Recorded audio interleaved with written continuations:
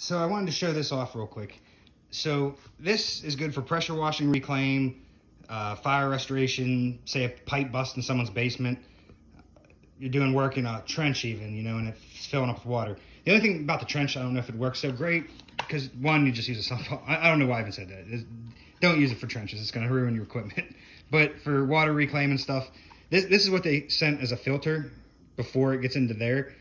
And all it is basically is a bunch, like a rubber piece. I guess you lay it down. There's got to be a better setup than that. I'll figure something out. But basically this vacuums up the water. It comes with this that can hook right up to a garden hose, or else either way you got to use the same quick connect. But you can use the garden hose attachment, or say you just cut the end of the garden hose off, or you buy just hose, Flex Seal or whatever. You can use this one where you just put it on with a hose clamp, obviously. And then it has a sump pump in it. This is where you'd hook the quick connect up at, and it just pumps right out.